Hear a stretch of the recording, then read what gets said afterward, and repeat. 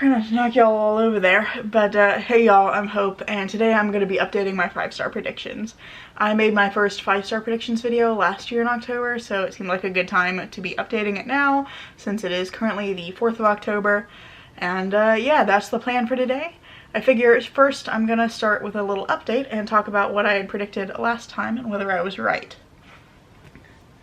So, if I can lift them without causing a massive disaster here, these are the books that I predicted that I would give 5 stars. And of these 9 books, I think it's 9, I have read these 3. So I've got Mexican Gothic, A Memory Called Empire, and Play Like a Feminist.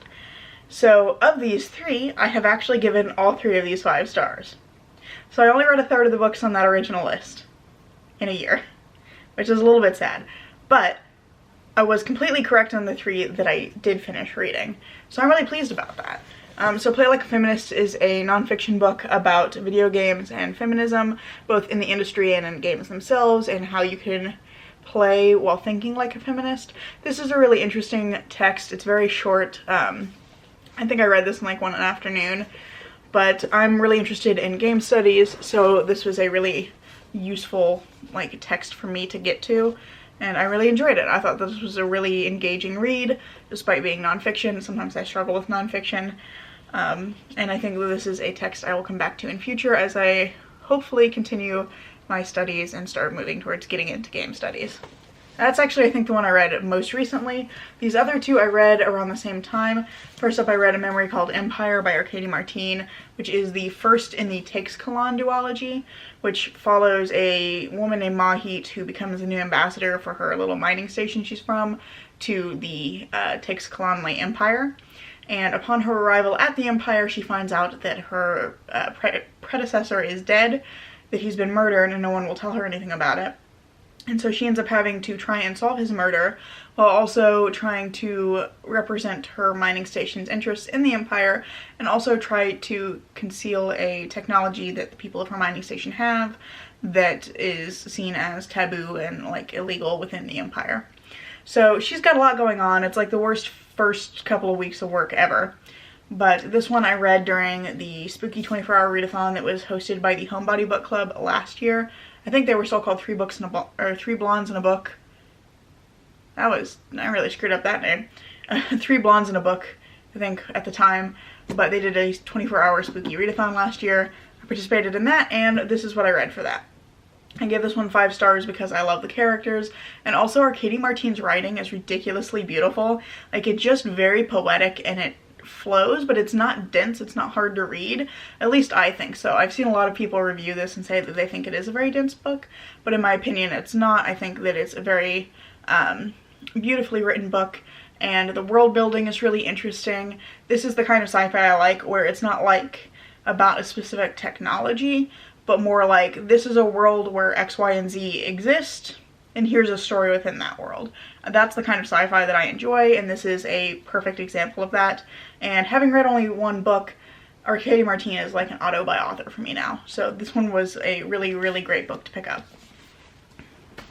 And then right after I finished that one for the 24-hour readathon, I actually picked up Mexican Gothic. I had like a couple of hours left at the end of the 24 hours, and I started this one, finished it the next day. This one follows Noemi, who gets a letter from her cousin who's recently married. They're living in this, like, her husband's house in the countryside in 1950s Mexico, and the cousin writes to her and is like, "My husband is trying to kill me, I need you to help me." So Noemi travels to High Place, where her cousin is living, to try and figure out what's going on, and it starts to become apparent that the family and the house there have some secrets that they'd rather stay hidden, and so Noemi is trying to figure out what's going on and also try to figure out how to help her cousin. I absolutely loved this one as well. Obviously I gave it 5 stars, as I said, but I just thought that this one was really atmospheric. I really liked Noemi as a protagonist because she would like not always make the best decision, but she always made decisions that made sense for her. I also really enjoyed the whole like cast of characters. The family, even though most of them were very creepy, were all very distinct and interesting, and I really loved Noemi and her cousin as well. So I think the characters are fantastic, and the whole book is extremely atmospheric. It's set in this like creepy old house in a misty part of the mountains, and there's like a little village nearby, and the whole book is just really atmospheric. And again, this is another book with really great writing. This was my first book I'd read from Sylvia Moreno Garcia, and I've since read 2 more of her books, which I gave 5 and 4.5 stars respectively, and I'm currently reading I think 2 more of hers right now. So, or no, I've got 1 more that I'm currently reading and some more that I'm going to read hopefully in October. But I absolutely loved this one, and again, another new favorite author. So basically, of the two of the 3 that I've read, I have gained 2 new favorite authors. So I'm really pleased with this selection, and although I didn't finish most of the books on my list, the ones I got to were absolutely hits. So I will take that as a win. But that's everything I had predicted before, so let me tell you about the books I think are going to be 5 stars now. But first I gotta go grab them, so hang on a second. Alright, I am back with my new set of 5-star predictions, and we're just going to ignore the fact that it is a different day now, and start talking about the books instead. So the first one I have on my list is the only one that I'm carrying over from my previous list, and it's Black Sun by Rebecca Roanhorse. I wanted to carry this one over because I have read about 150 pages of it, and everything that I had read so far has me more convinced that this is going to be a 5-star book for me. There's, I believe, 4 POV characters in this. I'd only met 3 of them so far, but I really liked all 3. I'd met Ziala, Serapio, and Naranpa already. And there's just a lot of really interesting stuff happening with those characters. So Ziala and Serapio are moving towards the holy city of Tova, and Naranpa is already in Tova. And everybody is kind of converging on this city as this eclipse is getting closer and closer.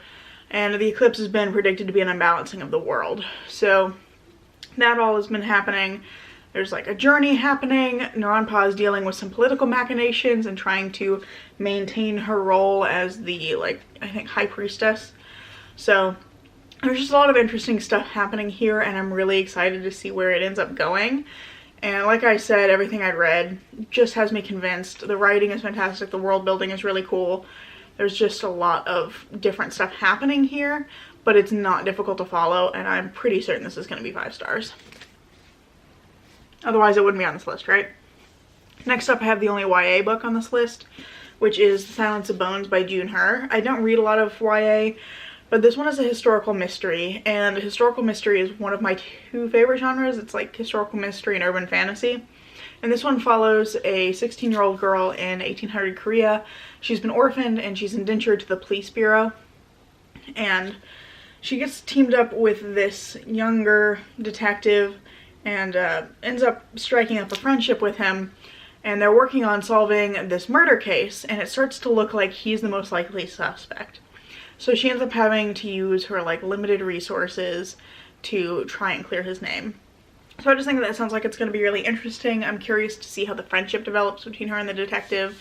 And lately, all of a sudden, I've just been seeing a lot about this book on Twitter. Lots of really good reviews for it on Twitter, especially for the writing. So I'm really excited to dive into this one. And I think of all the YA on my shelf, this is the most likely to get 5 stars for me, because it's in my favorite genre and I've basically heard nothing but good things. Next up I have a sequel to one of my favorite books, which is The Vampire Lestat by Anne Rice. This is the 2nd book in the Vampire Chronicles. The first one is Interview with the Vampire. And this one is, I think, is a really interesting book. I have also started this one. I'm about 100 pages in. And this one is a really interesting book to me because Interview with the Vampire exists canonically within the world of the Vampire Lestat. Like, it's a book that Lestat reads. And so the plot of this kind of kicks off with Lestat waking up in the 80s, reading this book, finding out about it, reading it, and then trying to find Louis and get back into contact with him, Louis being the protagonist of the first book. And I just think that's a really fascinating concept, like that the first book exists as a book here, and that's why the events of this book are happening. So this is following Lestat as he's now telling his story of having discovered that that book existed, how he became a vampire as well, and then talking about his efforts now to try and get back in contact with Louis. So I'm really excited to dive back into this one. I really like Anne Rice's writing. It's pretty dense and flowery at times, but I don't know why, it just clicks with me, and I am really excited to get to this one. However, I think I am going to reread Interview with the Vampire first, because that's on my list for the month. So I'll probably reread that one and then get to this one. But I think, I wasn't sure if I was going to like this because I didn't like Lestat in the first book.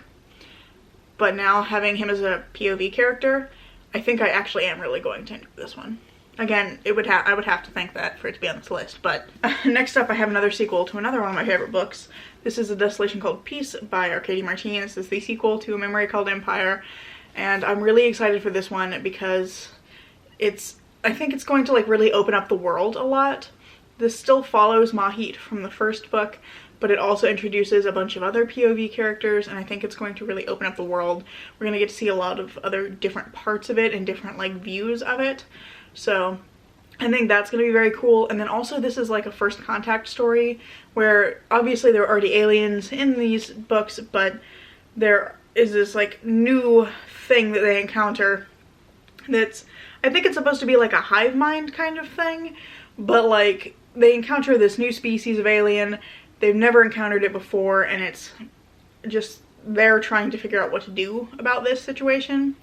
And from what I remember, there was an article that Arkady Martine wrote in, I think it might have been Tor's blog, but it was this article about how this is her exploration of the idea of, or of the question of, can there be an encounter with the other that doesn't end in violence? And if I can find that article, I'll link it in the description. But I just thought that that article was fascinating, and it has made me even more excited to pick this one up because I think that's going to be a really interesting premise for this book. And I love Arkady Martine's writing, so like I'm already certain I'm going to love that aspect of it. So I think that this one is going to be an easy 5 stars. Like this one isn't even going to be, I'm not even going to have to think about it when I'm done. Like this is just going to be a 5-star book. I'm pretty certain. I have no doubts. Next up is the only nonfiction book on this list. It's The Poison Squad by Deborah Bloom. This follows this guy named Dr. Harvey Washington Wiley, who was named the chief chemist of the U.S. Department of Agriculture in the early 1880s. And he was this figure in history who was really important in pushing for food safety regulations. And this book follows his efforts to do that. And I believe it's called The Poison Squad because one of the things that he did was that he got this group of young men together that all like ate foods that were contaminated with things that he believed were harmful.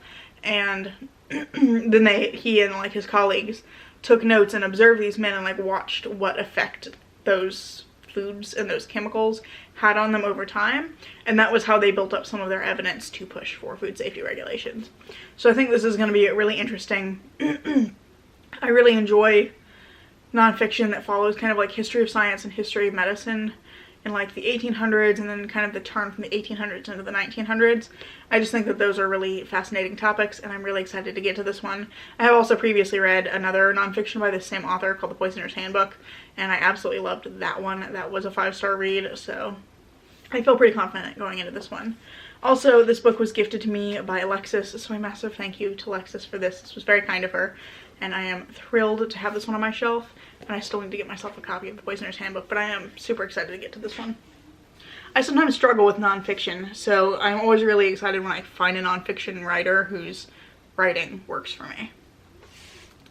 Next up I have Velvet Was the Night by Silvia Moreno Garcia. This one's on here primarily because Silvia Moreno Garcia is one of my favorite authors.